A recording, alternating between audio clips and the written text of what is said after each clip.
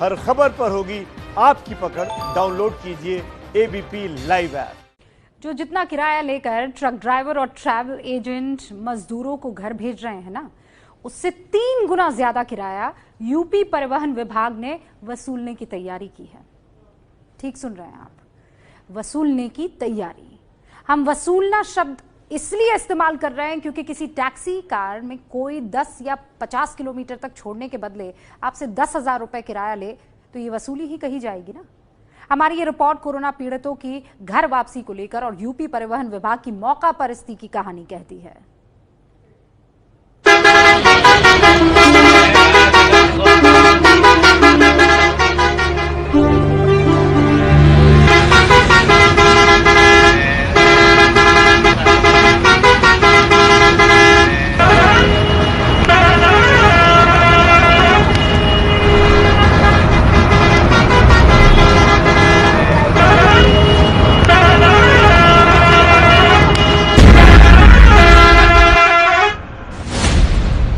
Horn की ये तेज आवाज सुनकर आप परेशान हो गए हो।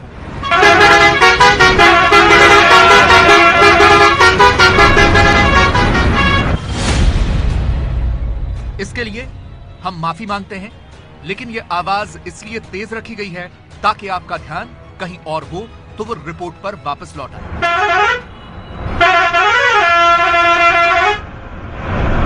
ये खबर आपका अपना साथी होने का दावा करने वाली यूपी रोडवेज की है, जो है तो आपको मंजिल तक पहुंचाने के लिए, लेकिन आजकल मजबूरी का फायदा उठाने में लगी है।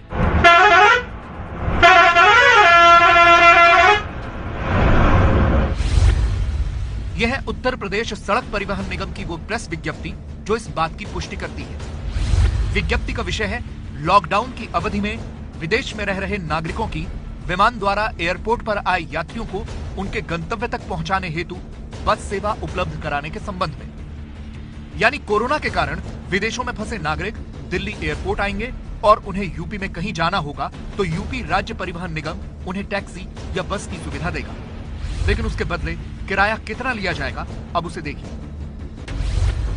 दिल्ली एयरपोर्ट से 250 किलोमीटर तक सियाज कार का किराया 10,000 रुपए होगा। 250 किलोमीटर के आगे 40 रुपए प्रति किलोमीटर देना होगा और उसमें एयरपोर्ट से आना जाना जुड़ा होगा। 250 किलोमीटर तक 10,000 रुपए देकर उस एक गाड़ी में ड्राइवर के अलावा 2 यात्री मौजूद रहेंगे। आपके पास सामान ज्यादा है और आप इनोवा बुक करते हैं तो 250 किलोमीटर तक की दूरी के लिए आपको 12,000 रुपए देने होंगे। 250 किलोमीटर के आगे आपको 50 रुपए प्रति किलोमीटर देना होगा। 50 रुपए प्रति किलोमीटर एयरपोर्ट से आना जाना शामिल होगा। यह किराया साधारण किराए से लगभग 8 गुना ज्यादा है। जी हां, 8 गुना। समझिए कैसे। फर्ज कीजिए दिल्ली एयरपोर्ट आए हैं, आपको दिल्ली से ग्रेटर नोएडा जाना है जिसकी दूरी 56 किलोमीटर है। साधारण टैक्सी का किराया 12 रुपए प्रति किलोमीटर है, उस लिहाज से किराया बनता है 672 रुपए। ड्राइवर चार्ज इसमें शामिल होता है, फिर भी हम ये मान लें कि 500 रुपए ड्राइवर का अलग से चार्ज है तो कुल किराया पहुंच जाता है 1172 रुपए। तो ऐसा लग रहा है कि जन सेवा के वक्त में जेब भरने में लगी है सरकार।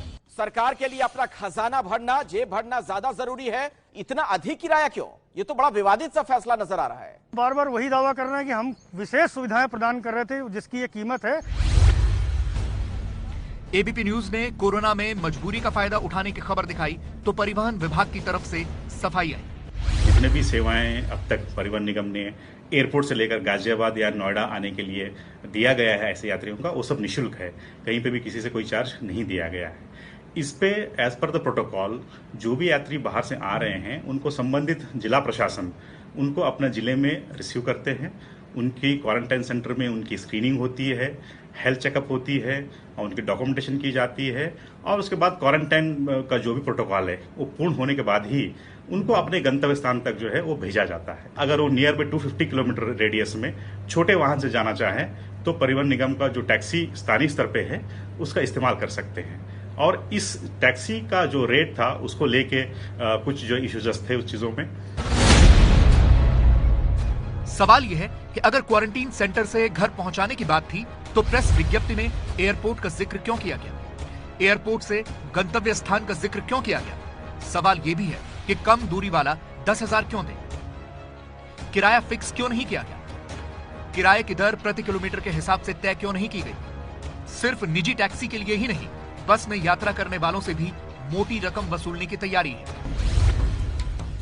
साधारण बस में यात्री चाहे 10 किलोमीटर जाए या 100 किलोमीटर, उसे 1,000 रुपए ही देने होंगे। एसी कोच में इसी दूरी के लिए 1320 से 1580 रुपए किराया देना होगा। यह किराया हर 100 किलोमीटर पर दोगुना होता चला जाएगा।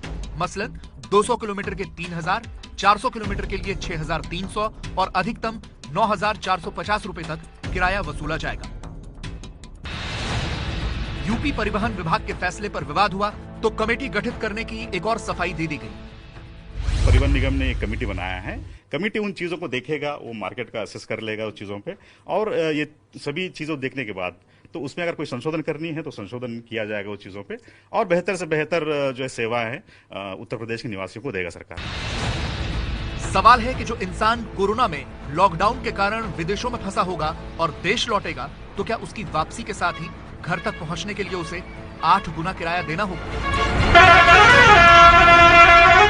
दिल्ली के एयरपोर्ट से अगर कोई व्यक्ति नोएडा जाता है तो वो अधिकतम 50 से 60 किलोमीटर की दूरी तय करता है। अगर वो लग्जरी गाड़ी में भी जाता है तो हद से हद खर्च जो होगा वो 500 रुपए के आसपास बैठेगा। लेकिन यूपीएसआरटीसी की टैक्सी में अगर आप चलेंगे तो आपको कम से कम 10,000 रुपए देने पड़ेंगे। तो क्या कोरोना काल में ये मजबूर लोगों से वसूली जैसा नहीं है?